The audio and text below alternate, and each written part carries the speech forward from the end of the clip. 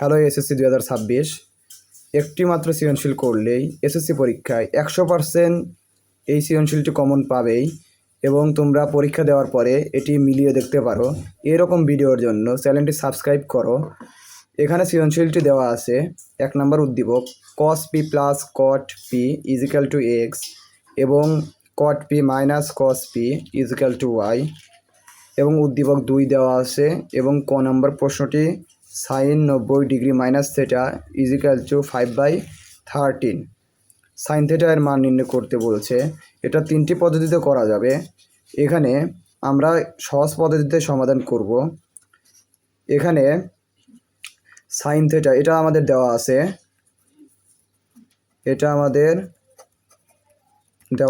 Sign 90 degree minus theta সমান 5/13।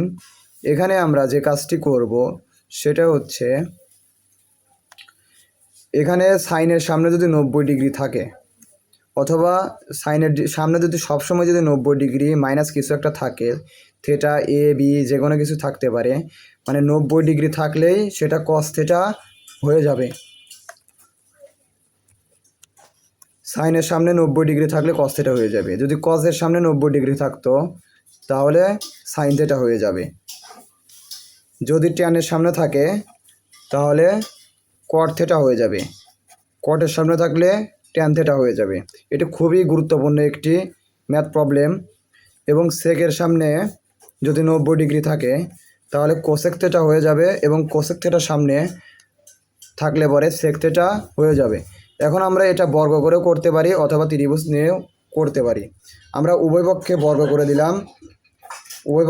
করে দিলাম এবং কজ স্কোয়ার থেটাকে বর্গ করলে আমরা যেহেতু সাইন থেটার মানটা বের করব, সেই কারণে কজ স্কোয়ার থেটার সূত্র হবে 1 মাইনাস সাইন স্কোয়ার থেটা। 5কে স্কোয়ার করলে হবে 25 এবং 13কে স্কোয়ার করলে হবে 169। এখন 1কে ওই পাশে পাঠিয়ে দেব। 1কে ওই পাশে পাঠালে হবে -1, +1 ছিল, ওই পাশে গেলে হবে -1। এখন আমরা এই সাইনের সামনে মাইনাসটি রাখবো না, সেই কারণে উভয় পক্ষে -1 দ্বারা গুণ করে দেব, তাহলে মাইনাসটি চলে যাবে। এখানে 1-এর আগে মাইনাস আছে, -1 দ্বারা গুণ করলে চিহ্ন পরিবর্তন হয়ে যায়, সেই কারণে 1-এর আগে হবে প্লাস এবং 25/169, এটার আগে ছিল প্লাস, হবে মাইনাস। এখন 169 হবে লসাগু, হরে যেটা থাকবে সেটাই লসাগু হবে এবং এই 169 লসাগুর নিয়মে 1-এর সাথে গুণ হবে। এই হলো মাইনাস, এই হলো 25। এখানে ছিল স্কোয়ার, এখানে সাইন স্কোয়ার থিটা, এখানে 169 থেকে যদি 25 বাদ দেওয়া যায় তাহলে হবে 144।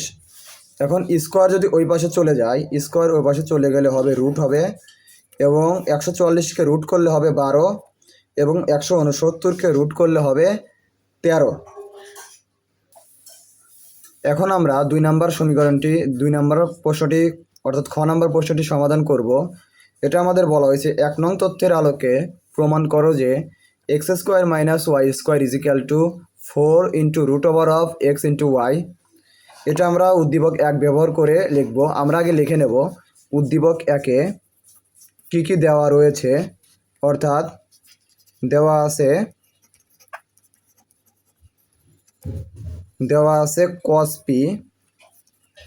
cos p plus cot p = x এবং cot p minus cos p = y। আমাদের প্রশ্নটি এটি আমাদের অর্থাৎ বাম পক্ষে রয়েছে।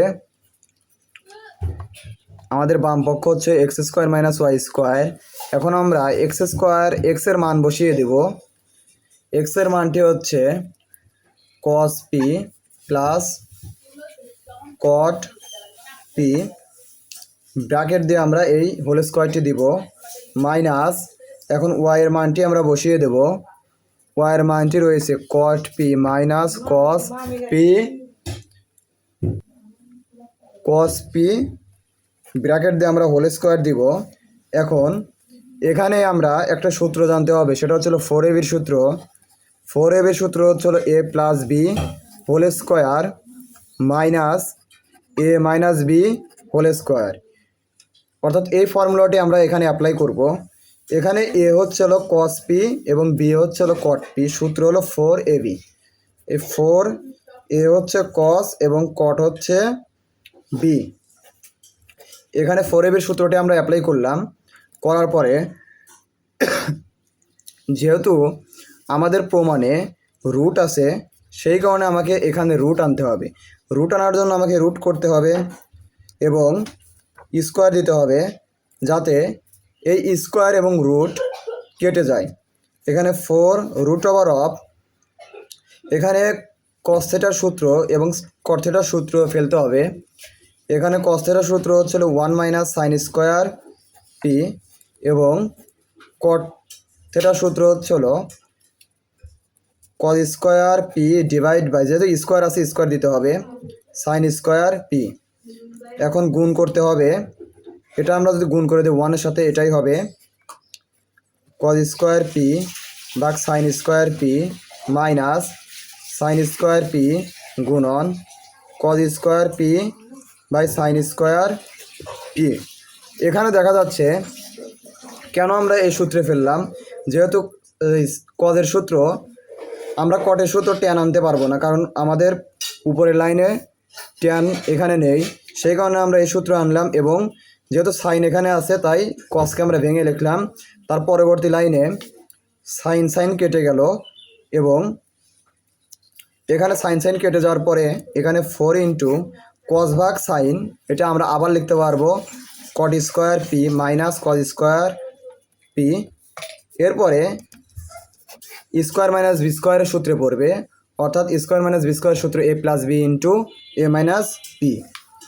কট pi minus plus cos pi into cot pi minus cos P.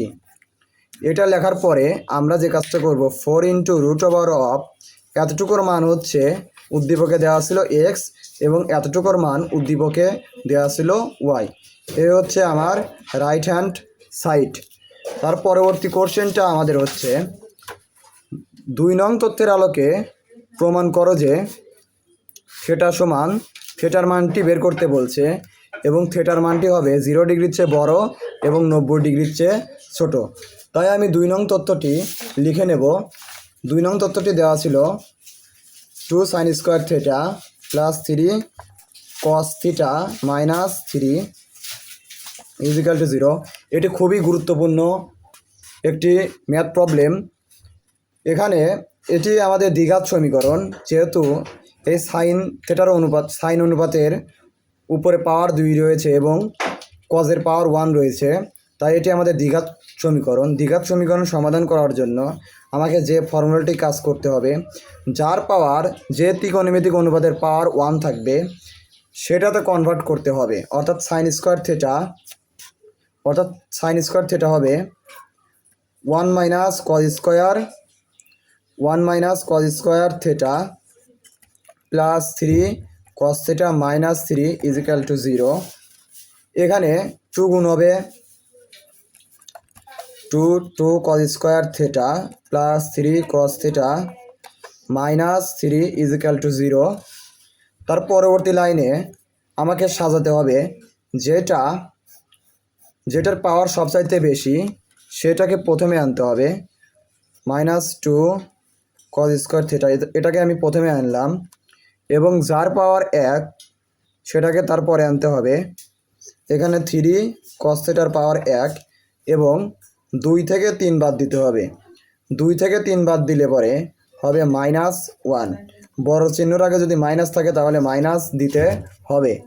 এর পরবর্তীতে আমরা সবসময় যে কাজটি করব, যেটা প্রথম পদ থাকবে সেখানে মাইনাস রাখবো না। সেখানে মাইনাস না রাখার জন্য আমাকে উভয় পক্ষকে -1 দ্বারা গুণ করতে হবে। মনে রাখতে হবে -1 দ্বারা যদি গুণ করা যায় তাহলে চিহ্ন পরিবর্তন হয়ে যাবে। তাহলে মাইনাস থাকলে হবে প্লাস, এবং প্লাস থাকলে হবে মাইনাস, এবং মাইনাস থাকলে হবে প্লাস। তার পরবর্তী লাইনে যদি যদি প্রথমটার সাথে প্রথম ত্রিকোণমিতিক অনুপাতের সাথে যদি সহগ থাকে, তাহলে সেইটা এই ধ্রুবকের সাথে গুণ হবে মনে মনে। ধ্রুবকের সাথে কি করতে হবে? মনে মনে গুণ করতে হবে। যদি আমরা গুণ করি তাহলে এখানে 2 পাবো, 2কে 2 দ্বারা ভাগ করতে হবে। 2 দ্বারা ভাগ করলে 1 হবে।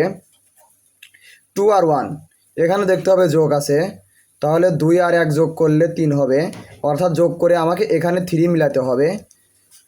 তাহলে আমরা লিখতে পারি 2 cos স্কোয়ার থিটা।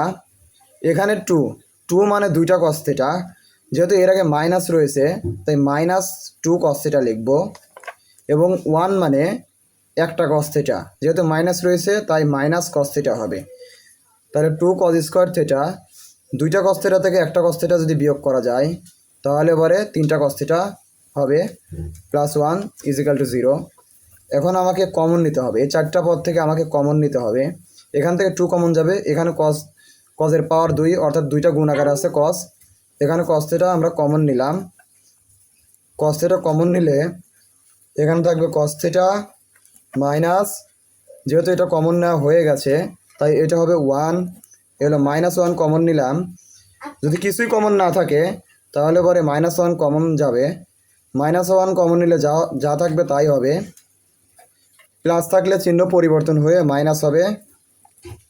এখন হুবহু সেম জিনিস, এইটাই কমন যাবে। cos theta -1 2 cos theta -1 = 0। এখন এইটুকু একবার 0 হবে। cos থিটা -1 = 0, -1 ওই পাশে চলে যাবে।